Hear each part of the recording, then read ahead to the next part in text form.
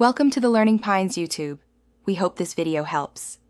You start by opening Excel and navigating to File, right arrow Options, right arrow Trust Center. This is where macros are governed. Once there, click Trust Center Settings to reveal macro settings. You must act now. Disable macro execution at the source.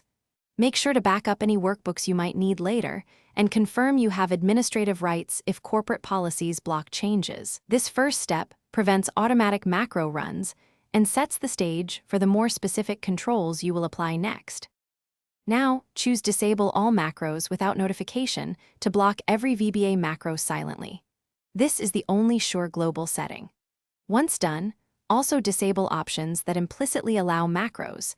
Uncheck any boxes labeled Enable VBA Macros, trust access to the VBA project object model, and turn off macros in add-ins.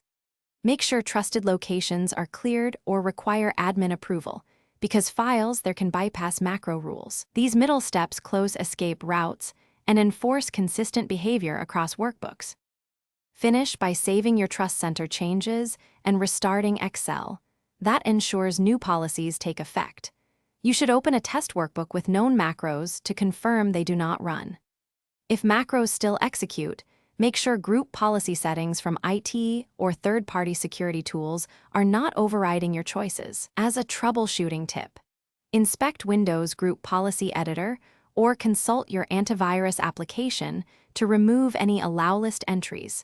Addressing those typically resolve. Thanks for watching. Consider subscribing if we helped you.